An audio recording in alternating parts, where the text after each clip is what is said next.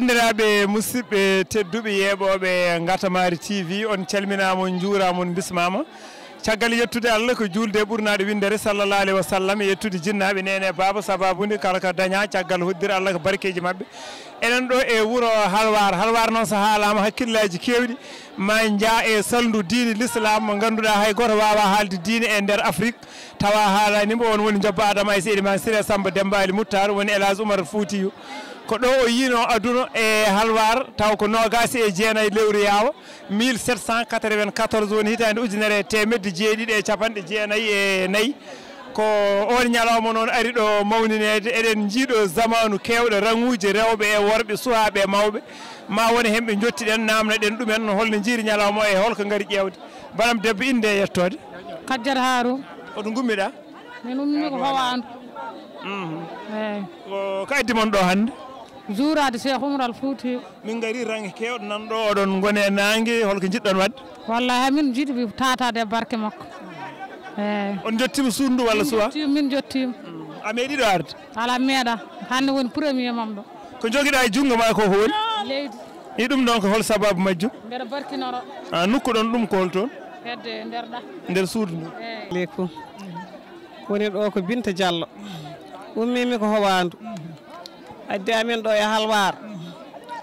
ko juurade Saykou Oumar e juurade ɗum saabi Allah ene laaɗa Allah e barkinorade Saykou Oumar e barkinorade nelaɗo Allah sallallahu alayhi wa sallam e weltanade kadi e ko waɗate ko e diine Saykou Oumar e weltanadema an Amadou Massabou no daroɗa e diine Saykou Oumar addi amen ɗo ko juurade Saykou Oumar eɗen ñaagui Allah ko waɗa ko ɗo kadi yen battonimo wuuri tawa kadi mbatten ni kadi ha mbo wuuri ha mbo wurti eɗen ɓeydi en ustaki e ñagade ko jibina e ko fagga yo Allah waɗ en barke yo Allah wan men kadi renduɓe yo Allah wan men hawruɓe ɓerɗe e hawruɓe anniyaji e diine nelaɗo Allah sallallahu alayhi wa sallam hay joni bandiraɓe musidɓe tedduɓe eɗen jokka en jii rang kewɗo nan ɗo ranguji kewɗi gonɗen ɗo koye huɓere nde ganduɗa ko huɓere cuuɗi tati ko cuuɗi tati huɓere nde dardi ko funnague hirnague ko cuuɗi tati suudu wondu hakkude ndu ko ndu suudu Saykou Oumar yi aduna makki won mawni men goto garowo ɗo monsieur Amadou Kane Diallo mo ganduɗa o meeɗi wonde maire de la commune de Djoum o woni directeur COSEC o waɗi occupé poste uji kewɗi e nder laamu leydi Sénégal kadi o golli men golle tidɗe Allah addimo ɗo hande gara min calmini min juurimama eyyi hande komi vice président conseil départemental Podor en même temps médiateur des assurances Allah waɗi noon mi ari ɗo juurade wonno en 92 ɓe waɗatmi 72 heures de Djoum taw min jiɗno ko mawnude halwar yallah yurmo yaafo ha Sirou Madani min gonduno koye kanko waɗno conférence o gansanga nokku oɗo wayano ni Allah waɗi ɓe nawimi ha to Guénalé ɓe jaltini e suudu ɓakke hayre nde ko Cheikh Oumar winduno ɗum e jungo mum inde yummum hayre wonde nde windi e jungo mum inde bammum tottami ɗum jaggumi ɗum ko en 1992 waɗi hande duuɓi 31 guila nden kala komin mbaɗi Djoum e ñalɗi pinal woni 72 heures emen mawnina hen halwar alhamdoulillahi noon nde Allah waɗi bicentenaire o nde ceerno Mountaga ari ɗo mbeɗa tawa mbeɗa wonde mabɓe e Hadja Oumou Salamata en wonde ceerno Madane en ceerno Makki en Allah waɗi noon nde ceerno Bassirou ari addi projet o wayno wayni enen foof juuɗe men en mbaɗi ɗum hen ɗum noon sen dañi hande eɗen tawa en jettat Allah juulen waɗ Allah sallallahu alaihi wasallam e jetten kala mo ganduɗa ina gami Cheikh Oumar Foutiyou ina yiiɗi mawninde ko ligguino ko pour diine l'islam wawa yarde yesso hande noon en tant que min président ɓamtare ligueyal Sénégal e yidde amen ko yen maho e diine men yen maho e fina tawa men mahoɗen e lortoɗen e doole men woni entrepreneuriat yo Allah rokku men tawede e jiyareji mbaɗi ni 2012 92 mbaɗanno ɗon ɗum innirɗa ɗum ko pèlerinage de halwar mbe teskiɗi enen gonno e 72 heures Elhadji Amadou Kane Diallo sa yi oɗo ñalawma hande halwar watti wadde ɗum ɗo holko beela aɗa wawi wiide koyɗol ma wonti pinal walla holɗum mais wallahi par ce que enen foof jangguɓe école eɗen gandi Cheikh Oumar Foutiyou histoire mum haalama kono ina moƴƴuno taw ko enen bindi histoire o par ce que taw ko enen kaali ɗum ko tubakoɓe kalno ɗum bon en garino nden ko caali wonno ɗo e fof jaajogol en ɓorni noon ko daneji garɗen ɗo wadde ziyara bon alhamdulillah joni ceerno madani eɗen jetta ɗum eɗen juuro ɗum ceerno bachir ko khalifa men ko bammen ko sehil men eɗen jetta ɗum eɗen juuro ɗum eɗen ñaago yo yetto e jaam eɗen ɗo fadamo yidde juurademo eɗen jetta aussi ceerno nouru e kala mbo wonde projet rendo par ce que eɓe jiiɗi ɓeydude mawninde en tout cas halwar ɗum noon eɗen calmina aussi ceerno Cheikh Oumar Bachir en beltinima hoɓɓe arɓe ɗo fof en mbimi bisimilla bisimilla mabɓe par ce que jum e halwar Cheikh Oumar wino Allah huuɗi cenduɗo jum e halwar golle ma peewi Elhaj Amadou Kane Diallo mo ganduɗa o waɗi occupé poste uji kewɗi hannde ko médiateur de finance kono kadi vice conseil départemental kono ko vice président conseil départemental ko ɗo ari ɗo makki e kaskaji kewɗi de 92 min e makko gonduno ɓe mbaɗi ko wiyete 72 heures kanko fuɗɗi ɗum o waɗi hen journée goto o wi ko pèlerinage halwar o wi fotani wonde fedde ƴellitare jum no waɗa ko fewte fina tawa balɗe tati pinal e gandal e foof taw arani ɗo e halwar juuro ɗum tawde halwar hakkude men jum ko 12 kilométre hande noon o holliti ko weltare makko saabu so ɗum koyɗol wonno wonti pinal ko ɗum ɗo ɓe doganno guila hanke he cenki eɓe gardi ɗo e professeur Samba Dieng mo ganduɗa enen e koye mum enen e koye men en baddiɗe makko jewte ko neɗɗo fanniyanke ganduɗo ko fewte tarikh Saykou Oumar ɗum noon Elhaj Amadou Kane Diallo a yettama duwanama Seydi Kane eɗen mbi yo Allah sellin doole a jarama on jarama no fewi yo Allah waɗen ndenka mum Cheikh Oumar Cissé Cheikh Oumar lañle tudde fan nga jogue Sani Ndiaye da nga ñëw seet sa dëkk Tourando mus nga ñëw fii walla kan nga ñëwoon fii léegi léegi laa ñëwoon léegi nga ñëw léegi rek nga door ñëw fii léegi beneen at di nga ñëwaat kontaan nga ci li nga gis fii adduna bi nit yi nekk fii yëpp kontaan nga ci walla waaw ñaata looy jàng alxuraan walla français alxuraan ngay jàng waaw kay Cheikh Oumar voilà lakk rek yaa ngi en direct ci Ngatamari TV sa télévision ñëwoon nga fii tey ci Halwar lan moo leen di fi alhamdulilah ginnaaw buñ sante yàlla julli si yonent bi sallallahu alayhi wa sallam dañoo ñëw pour siyaar si sunu sëriñ Cheikh Oumar Foutiyou Tall di taasu si barkeem moom mi nga xam ne mooy xutbul awliya yi fii si Sénégal te ñu ràññee ko lool si tarixatu Tidiane kon nag bu bisam ñëwee ku bëgg yiw rek di nga sa teew pour siyaar si incha allah loolu moo leen di fii ñu bëgg a siyaar tamit sa xabru bi nga xam ni yaayam moo fi tëdd incha allah ñu siyaare si. rang bi gudd na naaj bi tàng na waaye léegi nag noo nar def. rang bi gudd na naaj bi tàng na waaye nit la koy yëkkati naaj du ko tee def ndaxte naaj bi mission lay def yow ngay def sa mission kon naa xam naa naaj bi tàngaay weeg yooyu yëguñu ko ndaxte am na beneen yëg-yëg bu nu am budul naaj wu tàng wala leneen li ñu yëg fii moo gën a neex ker gu sedd waaw kon am na beneen yëg-yëg daal bu ñu fi ñëwee tey jii moo tax yëguñu naaj beeg tàngoor bi yëguñu ko incha allah. jërëjëf Samba Cissé. asalaamaaleykum wa rahmatullahi taala wa barakaatuhu. caggal yettude Allah ene laaɗo Allah sallllahu alayhi wa sallam calmini bandiraɓe arɓe ɗo hannde e Halwar en juurima en ɗam garɗam ɗo hannde e Halwar debbo hen gorko hen suka hen mawɗo hen gando hen Oumar Binne en beltanima Allah en beltanima Cheikh Oumar Oumar Foutiyou Guidiw Halwar baɗɗo sababu ha darɗen ɗo nduɗo suddudu paaɗen nde o yaltata wuuro Halwar ngo ko ɗo waynorno en jetti Allah en jetti ko waɗi sababu ha darɗen hannde ko kanko woni sababu kono en jetti ceerno Basirou kordani ko ziyaro e wuuro Halwar ha yimɓe fof ɓe mbawa warde ɗo juurade Cheikh Oumar enen ñaago Allah noon enen ñaago nulaɗo Allah yo Allah feccu men e barke gonɗo hen o enen arɓe ɓe yo Allah feccu men e barke o en beltanima Allah en beltanima Cheikh Oumar kono en beltanima ceerno Basirou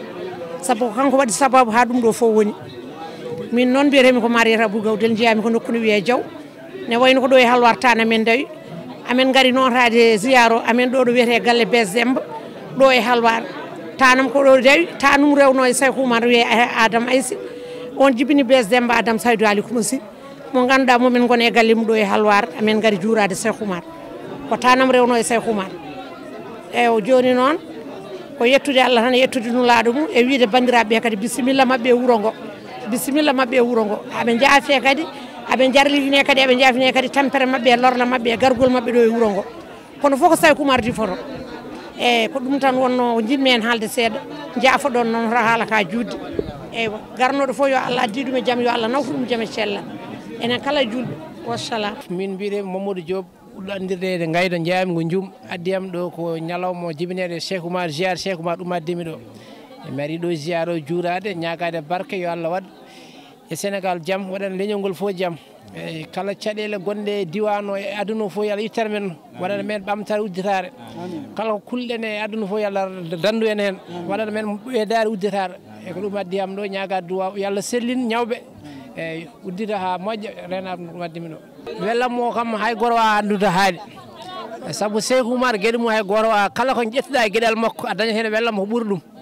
ziyare o wayri wadde duuɓi 3 hikka o ɓamti kadi elle kadi oɗo ɓuuri hewde kadi e duuɓi jawtuɗi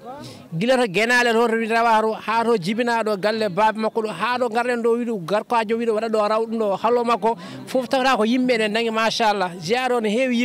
yimɓe machallah eyyi ko weltare tan wonanimi hen eyyi ko yimɓeɓe ko duuɓi 3 jooɗi wayri ko wadde ko hikka warti ko yimɓe fof nortima hen machallah eyyi amen no mbiɗa ni rango kam amen dewi rango kadi amen ñaagui tan kala ko duwaɗo yo Allah jabana men eyyi yo Allah feccu men e barka Cheikh Oumar ɓurma nder Mamadou Dawo jeeyami ko ɗo e Diatar eyyi addimi ɗo hannde ko juurade ziyara Cheikh Oumar al Fouti Tall ziyara o ɗum addimi ɗo henni ko ñaagade hen duwaw yo Allah waɗe windere nde fof jaam yo Allah addu jaam e cellal kisal e windere nde fof Sénégal Mauritanie haaɗe aduna o haaɗi yo Allah rokku en jaam waɗen en cellal kisal e yo Allah kadi waɗ ziyara jaɓaɗo ko duwaɗo fof eɗen ñaagui hen jorto yo Allah jaban men yo Allah jaɓan men duwuji men enen kala julɓe eyyi ɗum tan jinnomen haala garmi ɗo joni ɓe sikki ma won 30 minutes ko darimi ɗo ma won minute capantati darimi ɗo mboɗo dañi e kono rango machallah yimɓe notti men e doole yimɓe ne keewi rewɓe worɓe rango fayi ke suudu ganduɗa ndo Cheikh Oumar al Fouti waɗano halol mum saaha nde waktu nde yiɗnde felluji jiyaɗi ɗo waɗano halwaji makko omo ñaago Allah moƴƴere julɓe bandiraɓe yo noto jiyaɗi o e doole Allah waɗi hen sutono ko mawɗum Allah jaabima ɗum jiyaɗi waɗama machallahu e alhamdulillah rabbil alamin en fof ke barke jiyaɗi jaren haɗo jarten ɗo guila ɗum fuɗɗi ha joni ke barke jiyaɗi jaren ha Allah waɗi hen kadi en guuri en celli enen jatiraɓe e taniraɓe ha heeɓi meɗen enen tawtorama e en gaari ɗo hannde juurade sababude barke oɗon fof ɗum fof ko barke Cheikh Oumar Fouti Seydi Tall bal waqti ya Mansour ya Basaru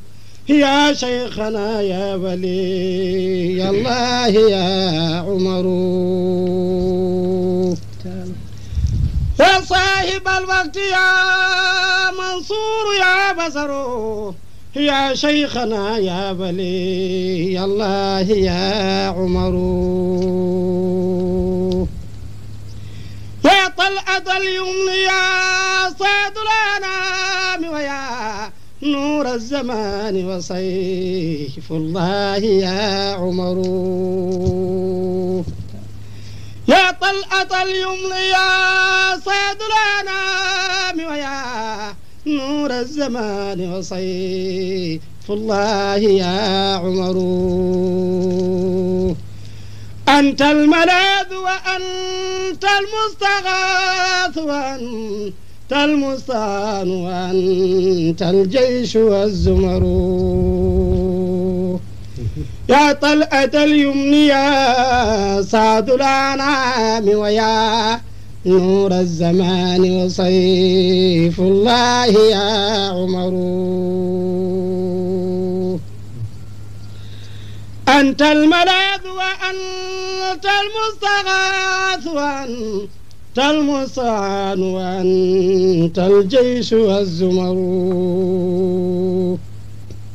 بك الوصيلة للمولى وقد ظهرت مخايل الكشف للأوطار والضرر بك الوصيلة للمولى قد ظهرت مخايل الكشف للأوطار hande mbeɗa jogui wettare tigui halam weeɓani kono ceerno Basirou Sary Oumar Sénégal fawi ɓerde mum e junggam cikuma daraga makko aduna hanniri ni hen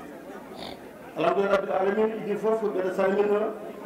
docteur Cheikh Oumar Anne ministre de l'éducation nationale kanko joni ɗo hannde président Macky Sall min mbima min calmini min juurima min calmini monsieur le gouverneur, monsieur le préfet, monsieur le sous-préfet, le chef de service, monsieur le maire, les honorables députés, hay goto accani mi sallude mi yimɓe mi juurima alhamdulillah rabbil alamina hande e ndewanage weltare waɗi hoolare waɗi en beltima hande e oɗo ziyare fof ko ñagaɗo yo Allah jaɓ ɗum ɗon heddi ko en calmini arɓeɗo ɗon feewi e inde Macky Sall docteur Cheikh Oumar ministre de l'éducation nationale min calmini gouverneur fof ko fonno waɗede hande o ziyare gouverneur min calminimo min juurimamo fof ko fonno waɗede a waɗi wona courant wona ko ñamate wona ko yarate wona ndiyam wona hygiène fof ko fonno waɗede laamu Sénégal waɗi monsieur le ministre mbitan Macky Sall président mbiya gouverneur Allah jarama o jarama heddi ɗo en beltima hande oɗo ñalawma min komi gumɗan koye e bismade Hamad Thiam min jiiɗi yo ɓadomi ko ene seeɗa kanko woni adjoint maire Gamaji Sare kanko woni ɓiɗɗo Halwar kanko jooɗiɗo hede jinmi ko okkam o yettini konngol ngol saabu kanko heewi jogade konngol ngol hayso woni maire hannde kanko woni adjoint maire ɓe yiimi totama teddugol ngal atta junngo makko o haala foti haalirede heddi ko o jarama heddi ko Halwar naaɓe on jarama commune Gamaji on jarama département Podor on jarama Sénégal on jarama e dañi hande ko weeɓani ceerno Bachirou ceerno Sénégal ceerno Fouta ceerno fof ko hande min kolima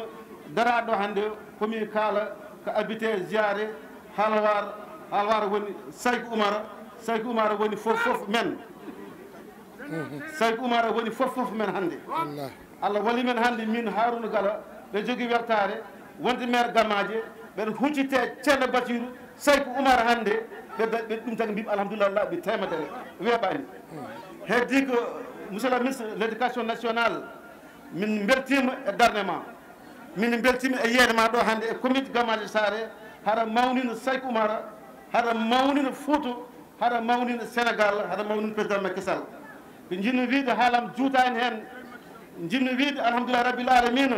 mbiyen alhamdulillah enen fof fuutankoɓe mbiyen alhamdulillah rabbil alamina eɗen jodde ceerno Bachirou Saykou Oumar hande tal e dow Sénégal hande kay duwaw nanɗon jaaɓe fof nanɗon jaaɓe eyi nanɗon e duuyima e duwawma kadi aduna fandi ene seedi ko an jogui duwaw Sénégal ɗum noon duwawma on ɗon mbo waɗɗanimo ambona jungo ma ambona juuɗe ma sappo yaako Sénégal kono yaakkumbo président Macky Sall ceerno Bachirou Saykou Oumar Sénégal hande e jeeɗo nangue min ñaaguima ko ya ñagana président Macky Sall ya ñagonomo ndo deƴƴata nde leydi ndi deƴƴata nde leydi ndi dalata mballa amen ndo wonata o dala o wona mbaroji hankkay ko mbaroji heɗen gandi saabu haɗan taggal makko min koolimo Fouta hoolimo aynaɓe koolimo rewoɓe koolimo awoɓe koolimo yeeyoɓe koolimo alhamdulillah rabbil alamina min koolimo ka en gurdam ma ndeka Macky Sall inchallah ma won candidat so woni candidat a wi a jaabima ma won jota Sénégal ɗo e 50 ɗum tan min ñaagui jamma yaram Allah jarama on jarama cheytani rajim bismillahi rahmani rahim ceerno mbiɗe salminma mbiɗe juuroma ceerno Bachir mon tagaɗa ha Cheikh Oumar mbiɗe salminma mbiɗe addanma salminawo président almuɗoma président de la république Macky Sall kanko wigam yomi arde gouverneur et préfet mo gouverneur mo région de Saint-Louis préfet mo département de Podor sous-préfet arrondissement Gamaji Sare et responsable du service du régional et département du Fof min lomto gouvernement mon premier ministre almudoma Amadou Ba hande ko alarba ko ñalawma conseil des ministres ministre kala to yihi alarba ko yamirore président so wonani tan ko conseil des ministres wona pour décret tan mon président signi décret o président signi waɗanma intérimaire on tan totatma droit mbaɗa wonde conseil des ministres par ce que aɗa ɗanno ministre ala droit wasa tawede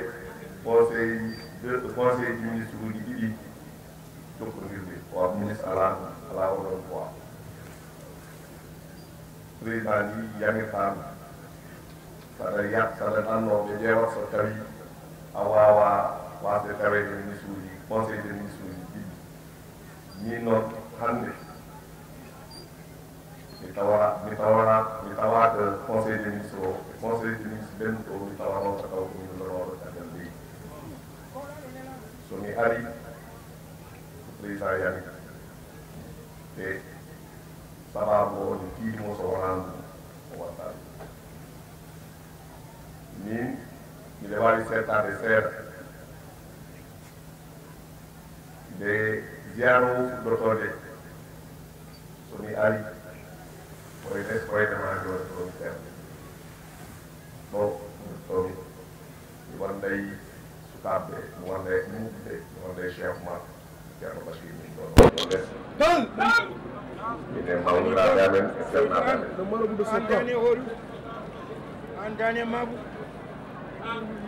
sa yiiɗi ɓe garden ziyara ganano pour yetta sa ummima njum yani sa ummima dugal nden tawi o alano ko yaake o wayano ni e sa ummima njum sa ari a taccat bagguji ɗiɗi nde fuɗɗa yettade halwa garɗa guttiɗa nodduɗa président Macky Sall yiiɗamo yo waɗane bac mo halwar o waɗa bac mo jumo o jaɓanma nodduɗa kam mbiɗa ñulɗa kam ko Macky Sall mbiyama yo haaldema e bakkuji ɗiɗi ɗi bac mo jum e bac mo halwar nder o jaɓi o ari ko wi omo uddita jam bac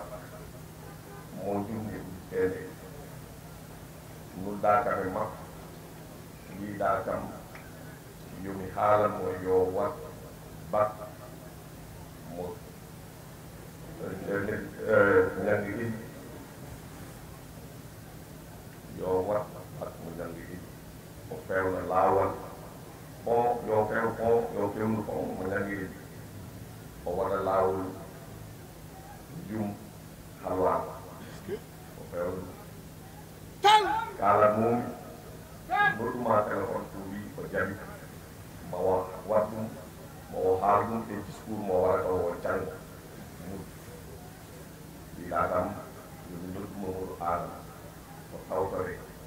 no président ne haale comme on mo jangreji o tawtore to bamma ko wiɗum e miskineɓe laaɓi kewɗi adunula kam e président Macky Sall yo darono leñol ngol yo danorno miskineɓe Fouta kala ko yiɗi e leydi ndi mo dañ so daraniɗo miskineɓe Fouta ko daranimo Fuutankoɓe sababu o Fuutankoɓe yiɗimo nden ko less gon ɗon yooɓe ɗonon adunula kam mataw hande somi ari nde jooɗoɗo mi wawa wasde ɗum salade tan mais ha joni ɗes ko ɗum tonde eyyi ko wawma jawa ɗum tagi nde jooɗoɗo nde wono hande nulaɗo président Macky Sall e fayew kala ko Macky waɗi ɗo enen fof en jii mais mbiɗe settoɗo nde fewde ɓeede nder masiga aɗa tawa par ce que min komi seede heen wonko feeñi e laabi ɗi wonko feeñi e onwuji ɗi wonko feeñi ko feeñani noon taw ko ballal faade e miskineɓe Fuuta mbiɗe settonde o ɗo somi ari ɗo e ziyara o so tawi mbiɗe wone vraiment par ce que mbiɗe andi miijoma e yitte ma fof pour nokku o yo fewde pour miskineɓe Fuuta yoɓe balle wone ɓerde ma e mbiɗe andi kala ko wone ɓerde ma Allah warat par ce que mi tawama aɗa fewde yo fewde ɗum yo Fuuta fewde e fewɗa mi ñaagoma ya ɓurtin duwa o amin nganndi ko heen ko gonɗa e kamɓe e ñalowma mais amin jettane président Macky Sall somi arti mi wonti almuɗo par ce que miɗe nelotamo ko nulletemo to makko omo waɗat i o fewndi de o fewndi Fuuta o fewndi taliɓe ɗi joni sa naati Fuuta haa Bakel ko tali nden aɗa waɗano hitande wato nderow kuuɗo yaha ɗum yaade demat so mum waɗi o waɗat ñalawma e ko fawi joni ko 30 minutes tan mbaɗata hakkunde e ɗum o fewndi o waɗi classe uji o waɗi aménagement uji o wayranoma waɗe duuɓi nogas e ko fawi ma duuɓi capannayyi e ko fawi wona mais ɗum ɗo ko yamiraɓe mbiɗe anndi hakkunde ma e Macky Sall darde makko e Sénégal ni def konngol maani heen ndede fof aɗa wiyamo yo ɗum golle yo daar jam oto hetto hay gooto oto jaabo hay gooto mi wii kam yomi wiima ko heen heddi haa jooni omo ñaagoma ya ñaagono Sénégal jam ya ñaagano Sénégal jam ñaagonoma miskinaade Sénégal jam miskineeɓe Sénégal ne foti walleede mo wii kam yo wiye hay kone ñaagotoɗaamo ko ɓura alanaade leñol ngol ko ɓura daananaade Sénégal naate ko ɓura dañanaade Fuuta haala makko darnde makko fof on fayi wii kam yomi ñaata yomi haalanoɗi mbiɗa adane njulal ɗiye premier ministre Amadou Ba nde min taadi mbimomi Amadou Allah waɗe ko ziyara président noon yamir o lula holko wii o jiɗa ndima o lulma o wawa wasde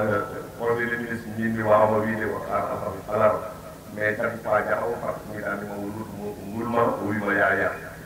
ɗon e ɗon président miki kam haali kam mbiɗomi yaa mi ñaagaki ni tawi toon kam yoɓel mais ceerno ɗum jiɗnomi haalde e ñaago duwaw e Sénégal e ñaago duwaw président de la république premier ministre e gouvernement o assalamu aleykum wa rahmatullahi wa taala wa barakatuh من الله الجود جلال على محمد صلى الله عليه وسلم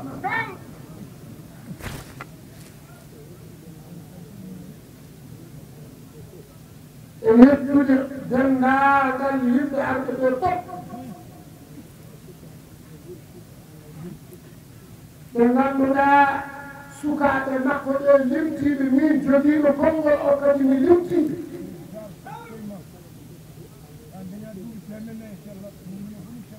يا إلهي المسجد الشريفات التاجرات الشيخ عمر قال قرنونا يلوم على فتي هالين من جبتي ما يمنع الشيخ محمد البشير ويقوم نفذ هذا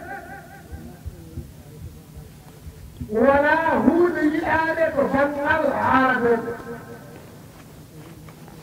فهو لحالة إلى يوم يمنع مرتجع طهارنا فوق على رفقه مدادم تكرار ولسل ليس من المستحسن ولا هو اليوم حربا كل يوم أنا هذا يوم أنا كذي انضمام فتوي نحن يونيما هذا ديما قفلنا لا هاي هل نفتح الآن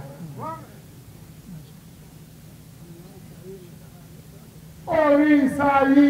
mbeɗa ƴetto konngol mbeɗa haala seeɗa ko won huunde hesɗude nde ina adda e nder halwar sababu mum ko ceerno Mamadou Oumar Sall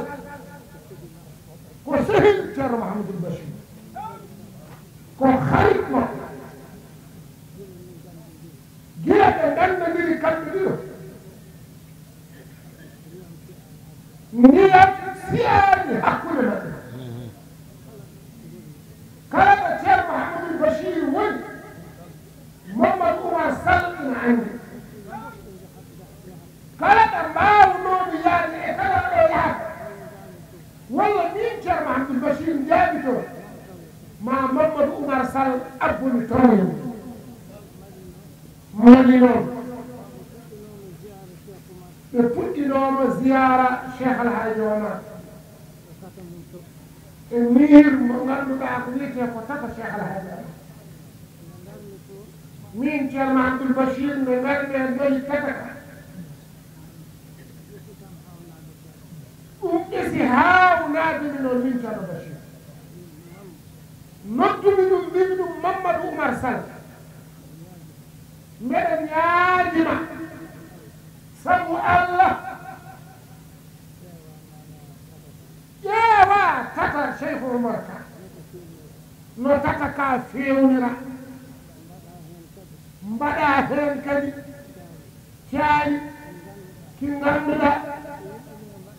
so wiyama ziyara Cheikh Oumar ina waɗe ɗo e tata kuuɗe kaari nden tawa hankadi tampere ala ina adda basuji en Mamadou Oumar Sall wi ceerno Bachir ko mbiɗa ko mi jaɓi ɗum goto fof yii ko jaɓna ko e ceerno Bachir o daranima taka kuuɗe kaari ɗum wona aɗa wummide sa naati tataka tan a yiyat golle Mamadou Oumar Sall hona tata e ko golli koye nder tata ko ɗum ala e nder mari hono mum jogaade garanti kadi ala e nder mari o mayi fewni tata o waɗi heen juuɗi ɗi ngannduɗa so tawi yimɓe tedduɓe ngari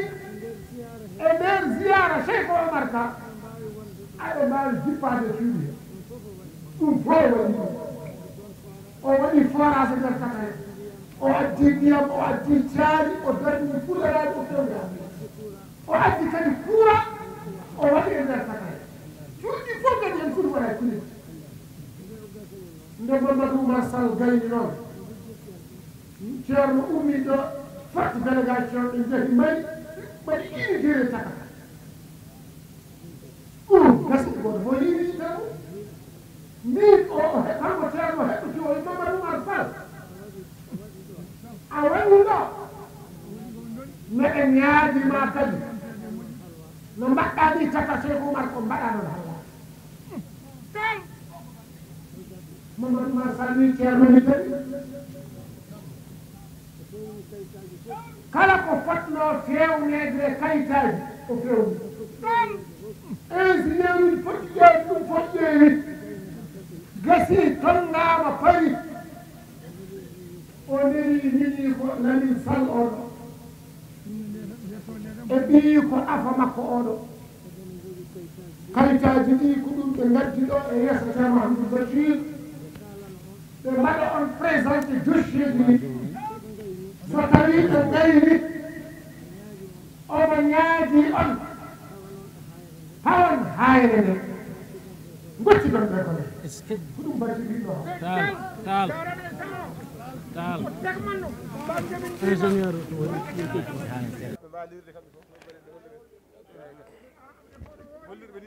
monsieur le ministre document ji ɗi noon onon document ji ɗi fof noon jiya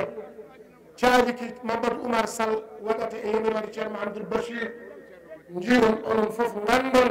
pari nani inchallahu taala